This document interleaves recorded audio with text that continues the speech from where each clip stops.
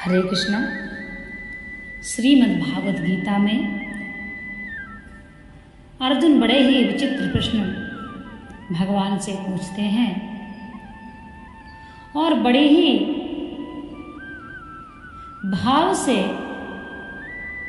भगवान अर्जुन के सभी प्रश्नों के संतोषजनक उत्तर देते हैं। अर्जुन कहते हैं, हे प्रभु, अंतकाल के समय का वाचक है। भगवान बता रहे हैं अर्जुन को, जिस अंतिम क्षण में इस स्थूल देह से प्राण, इंद्रिय, मन और बुद्धि सहित जीवात्मा वियोग होता है, उस क्षण को अंतकाल कहते हैं। उस क्षण को अंतकाल कहते हैं। भगवान ने सत्व, रज, तम इन तीनों गुणों को अच्छी बुरी योनियों की प्राप्ति में हेतु बतलाया है और यहाँ अंतकाल के स्मरण को कारण माना है। यह क्या बात है? मनुष्य जो कुछ भी कर्म करता है वह संस्कार रूप से उसके अंतःकरण में अंकित हो जाता है। इस प्रकार के असंख्य कर्म संस्कार अंतःकरण में भरे रहते हैं। इन संस्कारों के अनुसार ही जिस समय जैसा सहकारी निमित्त मिल जाता है वैसे ही वृत्ति और स्मृति होती है। जब सात्विक कर्मों की अधिकता से सात्विक संस्कार बढ़ जाते हैं उस समय मनुष्य सत्व गुण प्रधान हो जाता है और उसी के अनुसार स्मृति भी सात्विक होती है। इसी प्रकार राजस तामस कर्मों की अधिकता से राजस तामस संस्कारों के बढ़ने पर वह रजोगुण या तमोगुण प्रधान हो जाता है और उसके अनुसार स्मृति होती है। इस तरह कर्म, गुण और स्मृति तीनों की एकता होने के कारण इसमें से किसी को भी भावी योनि की प्राप्ति हेतु बतलाया जाए तो कोई दोष नहीं है, क्योंकि वस्तुतः बात एक ही है। अंत समय में देव, मनुष्य, पशु, वृक्ष आदि सजीव पदार्थों का स्मरण करते हुए मरने वाला उन योनियों को प्राप्त हो जाता है। यह बात तो ठीक है, किंतु जो मनुष्य जमीन, मकान आदि निर्जीव जड़ पदार्थों का चिंतन करता हुआ मरता है वह उनको कैसे प्राप्त करता है? जमीन, मकान आदि का चिंतन करते करते मरने वाले को अपने गुण और कर्मानुसार अच्छी बुरी योनियां मिलती हैं और उस योनि में वह अंत समय की वासना के अनुसार जमीन, मकान आदि जड़ पदार्थों को प्राप्त होता है। अभिप्राय यह है कि जिस योनि में जन्मेगा उसी योनि में उन स्मरण किए हुए जमीन, मकान आदि से उसका संबंध हो जाए।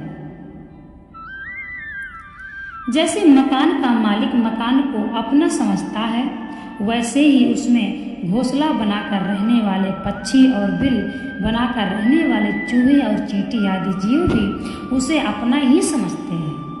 अतः यह समझना चाहिए कि प्रत्येक योनि में प्रत्येक जड़ वस्तु की प्राप्ति प्रकारांतर से हो सकती है। मनुष्य अंतकाल में जिस भाव का स्मरण करता हुआ शरीर त्याग करता है उसी भाव को प्राप्त हो जाता है। यह सिद्धांत ठीक है, परंतु अंतकाल में किस भाव का स्मरण क्यों होता है यह बतलाने के लिए ही भगवान कहते हैं, अंतकाल में प्रायः उसी भाव का स्मरण होता है। इस भाव से चित्त सदा भावित होता है।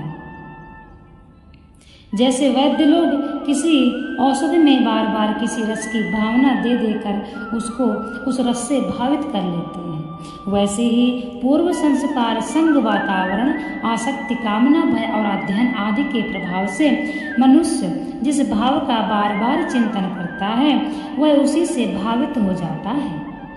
सदा शब्द से भगवान ने निरंतर का निर्देश किया है।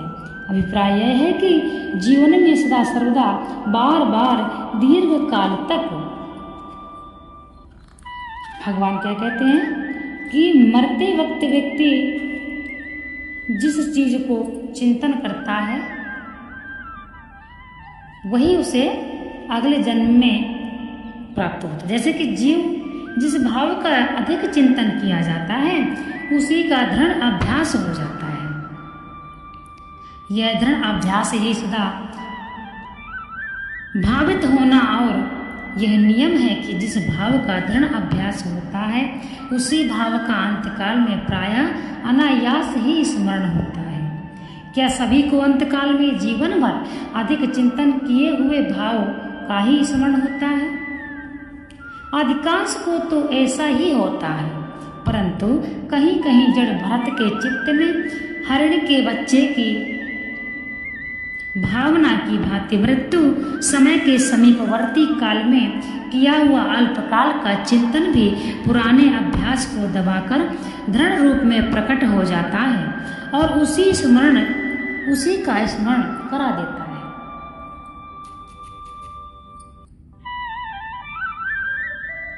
इस प्रकार मनुष्य अंतकाल में जिस भी भाव का स्मरण करता हुआ शरीर को छोड़ता है, निरंतर उस भाव से भावित होते होते उसको वही प्राप्त हो जाता है। तो क्या हानि है? इसमें हानि की तो कोई बात ही नहीं। इससे यह बात भी स्पष्ट हो जाती है कि मनुष्य मरने के साथ तुरंत ही अंतकाल में स्मरण किए हुए भाव को पूर्णतया प्राप्त नहीं होता। मरने के बाद सूक्ष्म रूप से अंतःकरण में अंकित हुए उस भाव से भावित होता होता निश्चित समय पर ही उस भाव को पूर्णतया प्राप्त होता है। किसी मनुष्य का छाया चित्र लेते समय जिस क्षण फोटो खींचा जाता है उस क्षण में वह मनुष्य जिस प्रकार से स्थित होता है उसी का वैसा ही चित्र उतर जाता है। उसी प्रकार अंतकाल में मनुष्य जैसा चिंतन करता है वैसे ही रूप का फोटो उसके अंतःकरण में अंकित हो जाता है। उसके बाद फोटो की भांति अन्य सहकारी पदार्थों की सहायता पाकर उस भाव से भावित होता हुआ वह समय पर स्थूल रूप को प्राप्त हो जाता है। यह अंतःकरण ही कैमरे का प्लेट है, उसमें होने वाला स्मरण भी प्रतिबिंब है और अन्य सूक्ष्म शरीर प्राप्ति ही चित्र खींचना है। अतएव जैसे चित्र लेने वाला सबको सावधान करता है और उसकी बात न मानकर इधर उधर हिलने डुलने से चित्र बिगड़ जाता है, वैसे ही संपूर्ण प्राणियों का चित्र उतारने वाले भगवान मनुष्य को सावधान करते हैं कि तुम्हारा फोटो उतरने का समय अत्यंत समीप है। पता नहीं वह अंतिम क्षण कब आ जाए, इसलिए तुम सावधान हो जाओ, नहीं तो चित्र बिगड़ जाएगा। यहाँ निरंतर परमात्मा के स्वरूप का चिंतन करना ही सावधान होना है और परमात्मा को छोड़कर अन्य किसी का चिंतन करना ही अपने चित्र को बिगाड़ना है। अंतकाल में जिसका स्मरण करते हुए मनुष्य मरता है उसी को प्राप्त होता है और अंतकाल में प्रायः उसी भाव का स्मरण होता है जिसका जीवन में अधिक स्मरण किया जाता है। यह निर्णय हो जाने पर भगवत प्राप्ति चाहने वाले के लिए अंत्यकाल में भगवान का स्मरण रखना अत्यंत आवश्यक हो जाता है और अंत्यकाल अचानक ही कब आ जाए इसका कुछ पता नहीं। अतएव अब भगवान निरंतर भजन करते हुए ही युद्ध करने के लिए अर्जुन को आदेश देते हैं। जब अर्जुन को भगवान कह रहे हैं कि भगवान का ध्यान करते हुए युद्ध करो, तो हम और आप सब गृहस्थ वाले भी अपने घर का काम, अपने दुकान, अपना बिजनेस, कुछ भी कार्य करते हैं तो हमको भगवान का ध्यान करते रहना चाहिए। इसलिए हमारा यह लोक और परलोक भी सुधर जाता है।